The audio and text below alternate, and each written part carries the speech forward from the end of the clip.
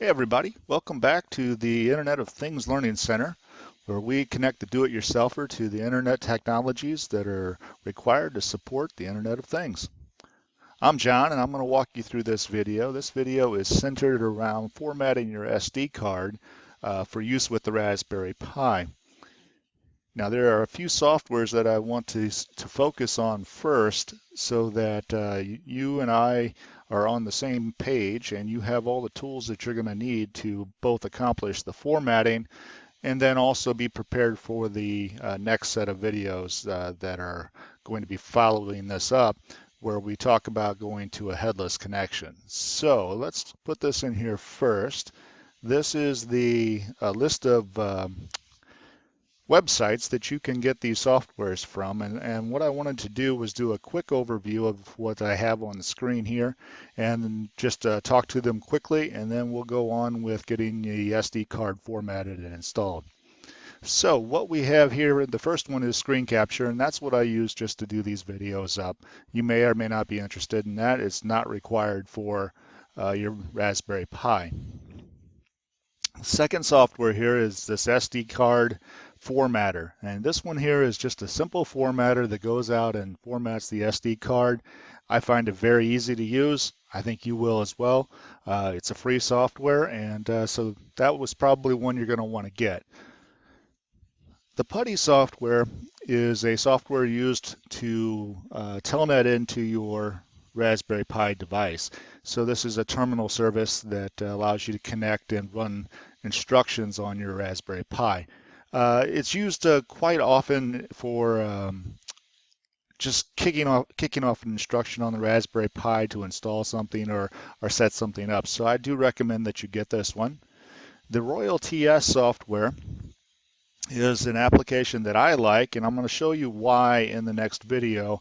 This RoyalTS allows you to remote into the Raspberry Pi, and the nice thing about it is it allows you to set up different session types. So you can actually have a PuTTY session, a terminal session, or you can have a remote access session where you're actually seeing the screens that you would see on the Pi. So those are both in the same application, which saves you from having to go around and search for the individual installations of Pi or PuTTY rather, or whatever software you're using to get your remote access.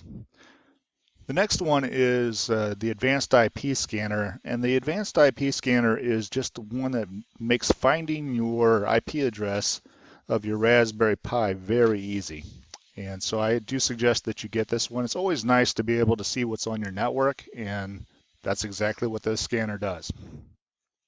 Finally, we have the Raspberry Pi website itself, and the Raspberry Pi website is where we're going to download the software for installing on our SD card. So let's get started. First, we're going to open up, having downloaded it, we're going to open up this SD formatter. And it takes me out to a little splash screen that I have to acknowledge. I don't know if that'll show up on the video or not. But after that, I'll come into this very simple screen, and it's asking me to confirm which drive I want to use. In this case, the only SD drive I have is F, and it's got the correct size for the SD card, so I know I'm at the right spot, and I simply say format. It's going to tell me a quick format, allows me to restore my information if I lose something, and I'm going to hit OK, and it's going to go through and erase what's on the drive. And that's exactly what I needed it to do. It's just positioning this SD card completely blank for us to go and install our software on. Now, I also have already downloaded the Noob software, but I'm going to show that to you quickly.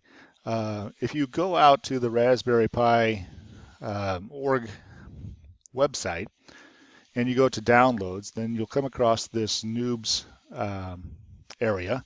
You click that, and it takes you down here to the bottom. Now, the Noob software is simply, is simply an installation software. It allows you to install a variety of installation packages or OSs on the Raspberry Pi.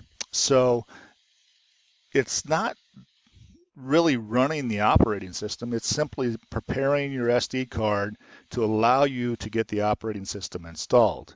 Now, if we go back up here, we also notice this Raspberry, and this is the operating system. And there are several others down here in this area that are different operating systems that we could install on the SD card, and depending on what we're wanting to do. And each one of these are set up differently, and they do different things. So I'm going to focus on the noobs because that's the general way that you would receive a Raspberry Pi.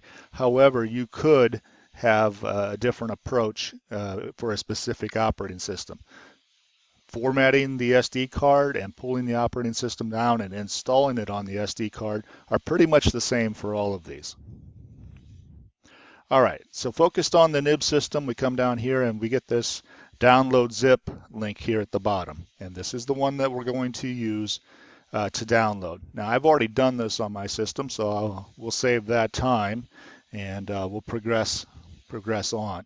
So once it's downloaded, it comes in and you'll find a file like this one, the noobs version 2_1_0 zip file. Now, if you don't already have it, there are tools that allow you to unzip files like this. And the one I use is called WinRAR. And unfortunately, I did not get that address out to you. I'll try to put it in the links below. Or actually, give me 1 second. Maybe I can do it here. Let's see. So that's the address that I get WinRAR from. And WinRAR simply does a decompression of a zip file and allows you to do the installation. So getting back to our install here. Once I did the decompression, it puts it out in a file like this. And so we see the noob startup files.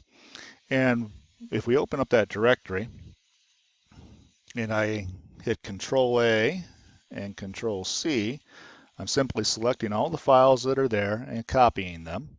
And then I'm going to go out to my SD card. And if we remember, that is F, drive F.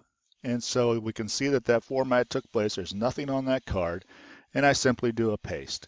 And so it's going to go ahead and move those noobs files over to that SD card. Once that's complete, then this SD card would be ready to be put into the Raspberry Pi. And if we applied power to the Raspberry Pi, it would boot up to the noobs operating system, and you would have a screen there that would allow you to either connect to a Wi-Fi router or to go ahead and install the Raspberry operating system, which is already in this file set that we're putting over on the SD card.